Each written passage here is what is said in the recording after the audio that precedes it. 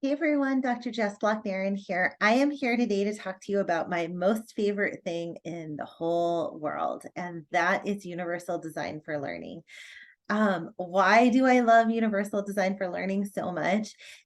Because it is to me such a bold opportunity for us as faculty to step into this idea that there are an infinite number of different kinds of successful learners in our classroom. And so we have the opportunity to set up for success that infinite number of successful learners with an infinite number of opportunities to be successful. And that is cool. And that I find really like stimulating and engaging. And it always makes me think about like, how could I do more or how could I do better? Because maybe if I haven't gotten that one person yet, maybe there's one more thing I could do where then they would get me that much more and I would get them that much more and we could succeed together that much more. So I love it. So let me give you an example. It's a really common example. You've probably heard it before, but something like closed captioning, right? I mean, how many of us watch various things with closed captioning unrelated to our need for that for like low hearing or loss of hearing?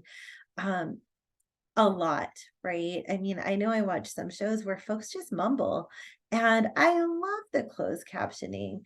And so this is an example of something that's good for a specific unique population that ultimately at the end of the day is also good for a lot of people for a lot of different reasons, right? And so taking that idea one step farther, I mean, in our classrooms, there's not, this is a choose your own adventure. We can make our classrooms filled with an unlimited amount of, they call it UDL, right? Universal Design for Learning, UDL strategies.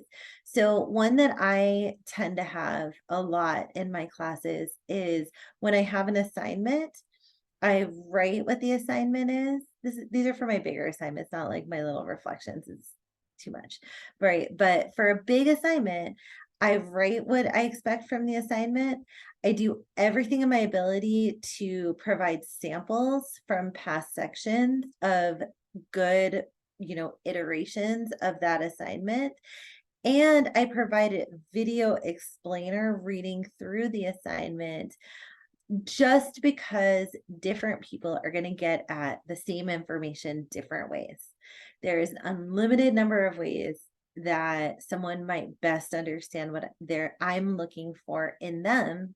And so ultimately at the end of the day, it's easy for me to provide that information to them multiple ways because I'm going to get those questions anyways if I don't, right? It's like, do I invest on the front end or do I invest on the back end? Do I do it for all or do I do it for the one student bold enough to, come shake me down during office hours? I'd rather do it for everyone because then everyone's empowered to understand and learn and grow that much more, right? Obviously, of course, there's other things I do as well. We talk about it in class, we scaffold it, we do all the things.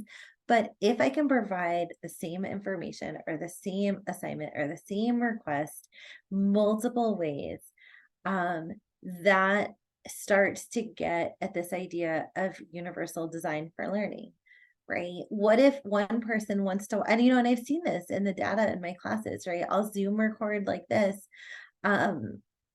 A description of the assignment and I'll come back and look at it at Zoom and it'll be like, this was watched, 100 times in a class of 30 students.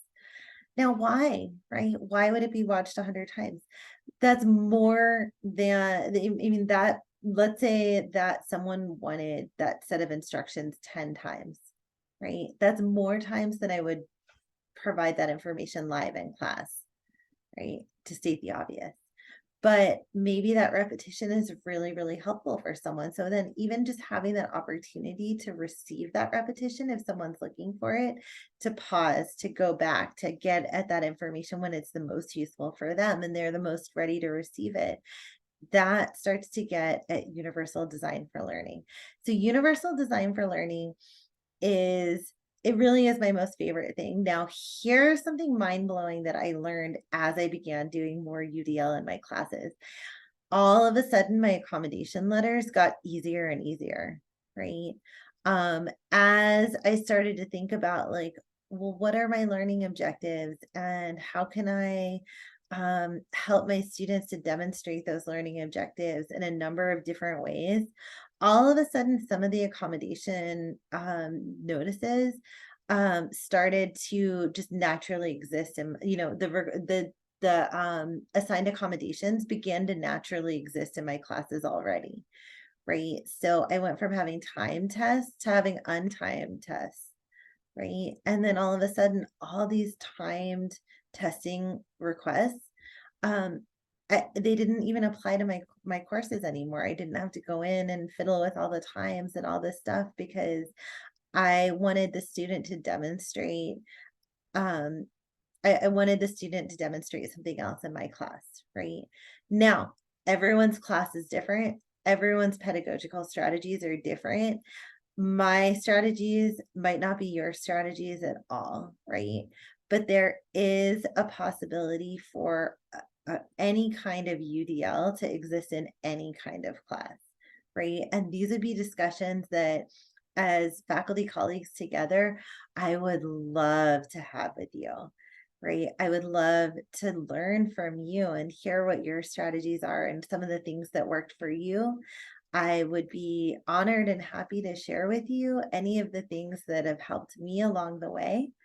And I hope that this was a good kind of opening conversation for universal design for learning. And I look forward to having many, many more conversations with all of you. So thank you so much for the time. Please reach out to me. I'd be happy to schedule appointments with you. I have faculty drop in office hours for 4.5 hours every week. My email is jessica.nerren@csusb.edu, and I look forward to seeing you in the next video. Thanks so much.